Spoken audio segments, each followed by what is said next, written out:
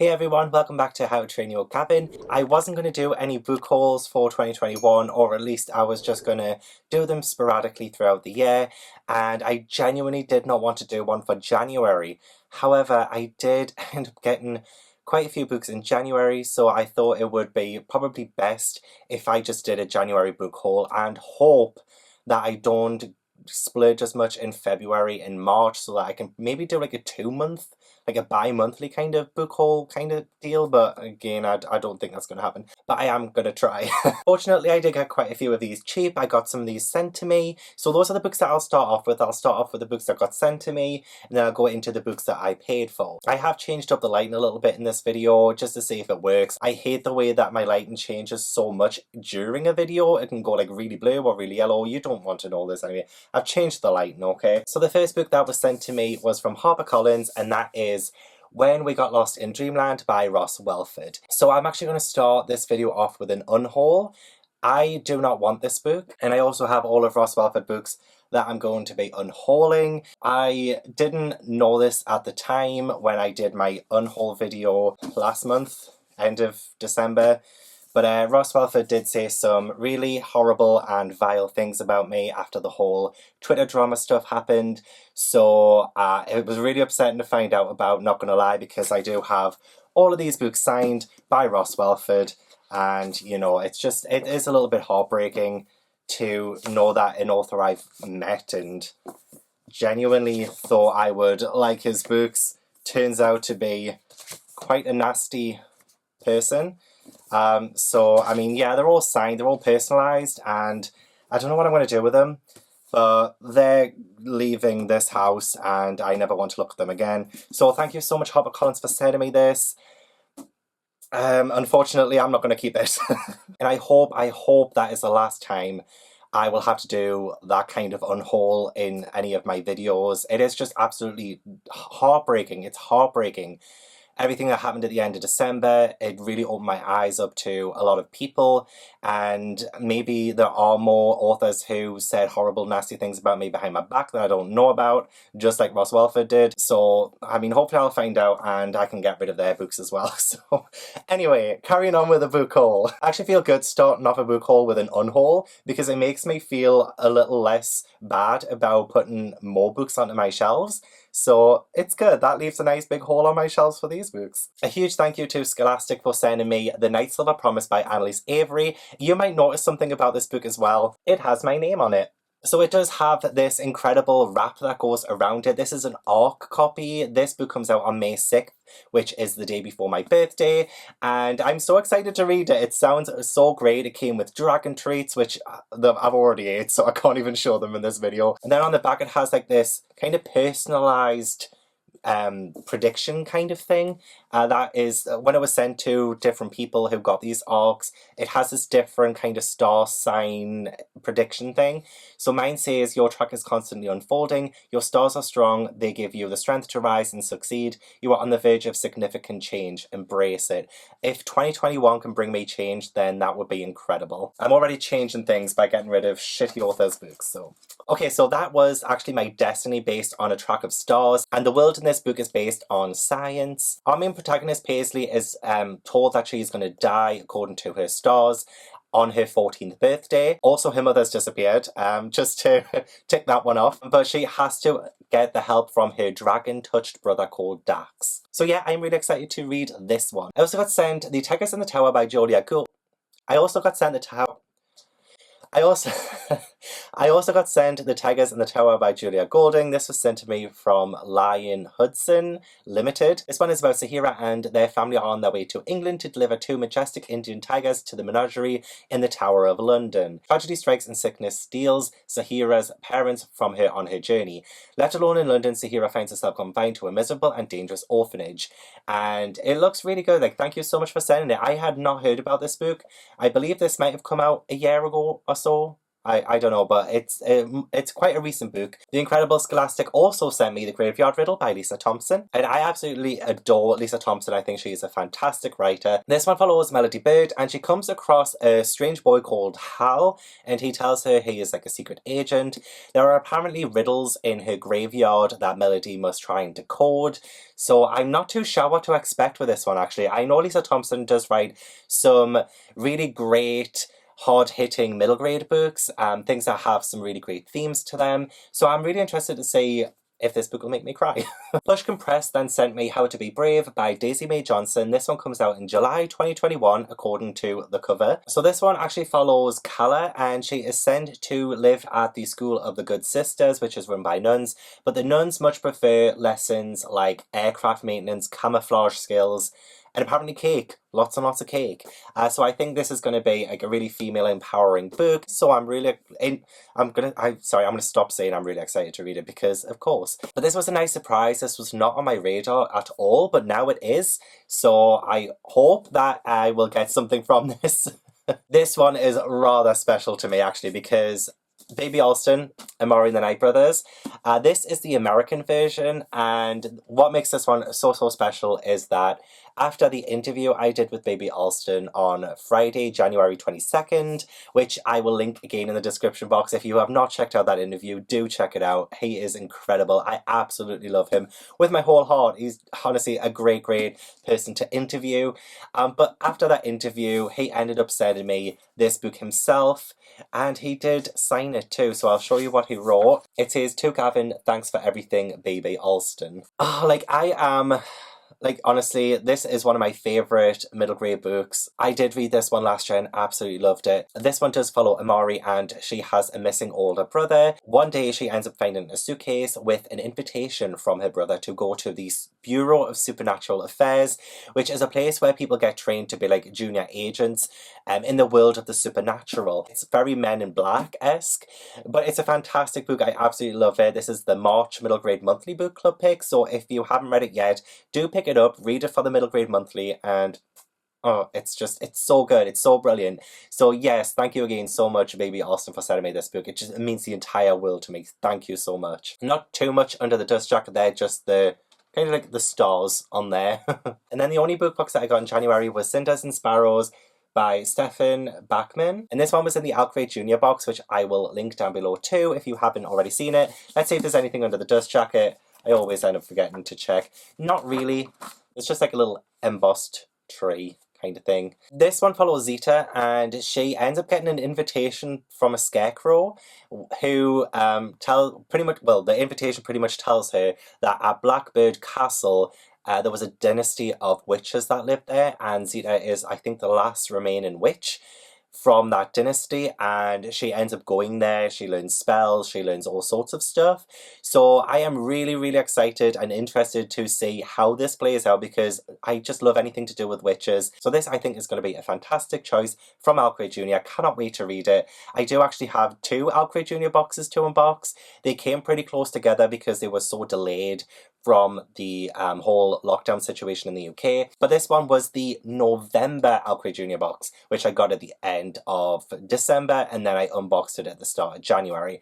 So yeah, looking forward to reading it. I love the cover too. I think it's beautiful. So yeah. So getting on to the books that I bought, one of the first ones was A Wolfram Spell by Cara Sutton. This is the middle grade monthly book for January. No, it's not. The middle grade monthly book for February. I love the wolf face on the inside of it there. I think that's rather cool. All I know about this one is that it follows Zima, and her family are threatened by witches, and Zima ends up going on an adventure to get the help of Baba Yaga. So this is Russian folktale inspired, and I love me some Russian folktales.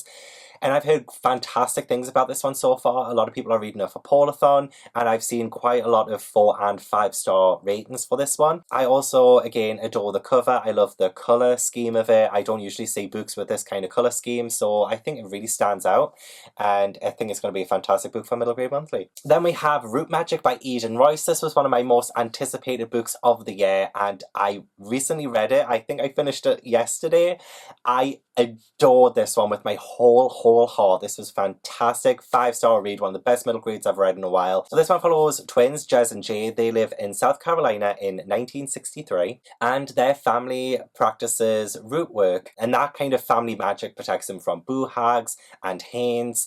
And it kind of goes through Jez and Jay after they've lost their gran. They're starting to learn more about their family and how to use root work in their lives, and it just, honestly, the atmosphere in this is absolutely perfect, phenomenal, 10 out of 10 for atmosphere. I just absolutely loved it. I'll have to do a proper review of this, but I would 100% recommend picking this one up.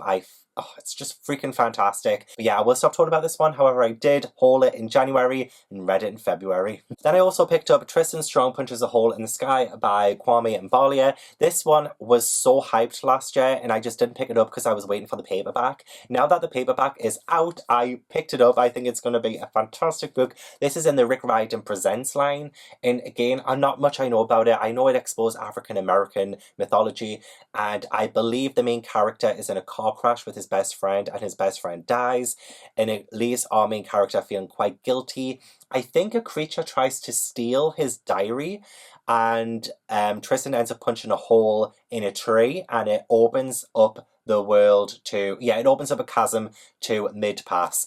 And honestly, I just cannot freaking wait for this. It's a chunk of a book, but this is another one where I just think I'm going to love it. I'm just going to love it so much, so I can't wait to get this on one of my TBRs, because oh god, there's just so many fantastic things I need to read ASAP, and I'm just so excited about them. So I don't even care that I've hauled these.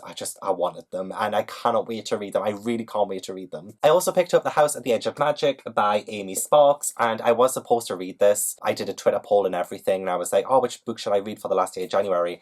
I didn't end up reading it. Things happened that day, and it really distracted me from actually picking this one up, but I do really want to give this a read as soon as possible. It's quite short. I feel like that would happen, but I do know this is about an orphan who I think steals something out of a woman's handbag, and that something turns out to be a house. Like it turns into this great magnificent house, and in this house there's weird residents, there's magic, and it says there is a witch's curse in this as well. So witches, I love the premise, so that's why I picked it up.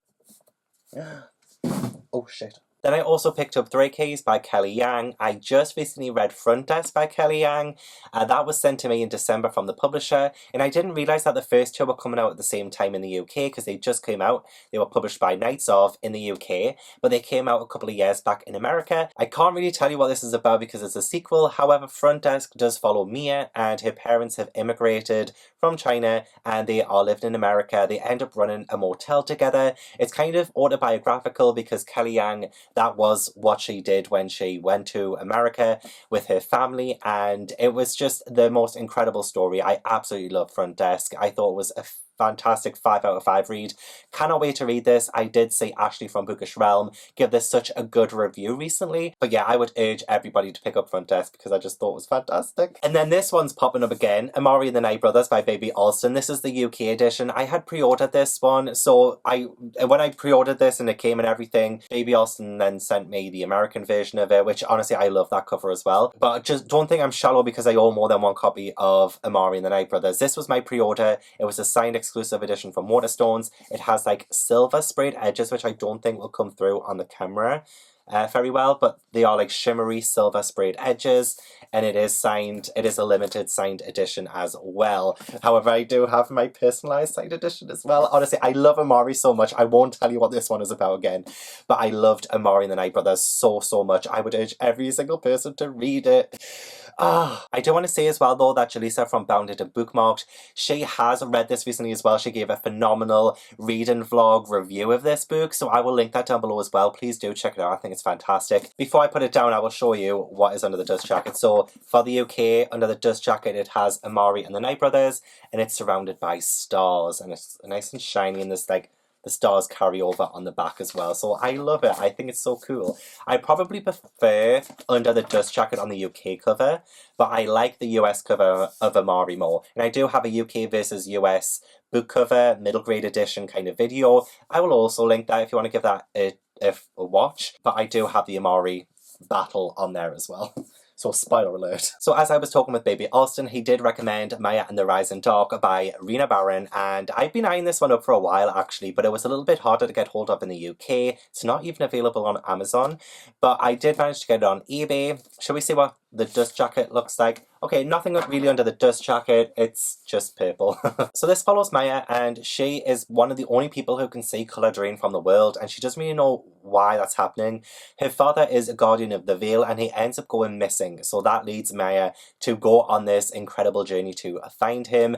I believe there is a man stalking her dreams as well. It sounds rather creepy and scary actually. A Lord of Shadows.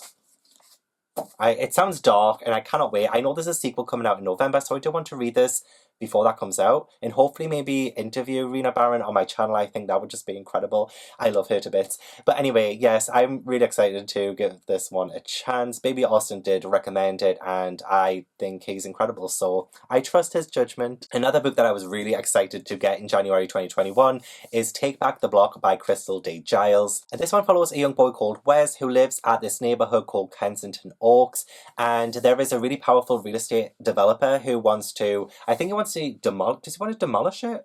Oh, he wants to buy the neighbourhood. A powerful real estate person wants to buy the neighbourhood, and it's up to Wes really to stop it because the adults are too busy arguing amongst themselves. So Wes and his friends need to save their neighbourhood. Again, really excited to read it. I love me some contemporary middle grade, and yeah, it was a really anticipated January release, and I was really excited that my pre-order came quite early. So yeah, this is another one that I can't say, but I am excited to read it. One that I did read last month, but it was pre-ordered again, is Murder on the Safari Star by MJ Leonard and Sam Sedgman. This is the third book in the Adventures on Train series. I did just do an interview with MJ Leonard and Sam Sedgman on my channel. Again, I will link it down below. It was so fun as well, and I absolutely loved them to pieces, and they talked a lot about some great stuff, so please do go and watch that if you haven't already.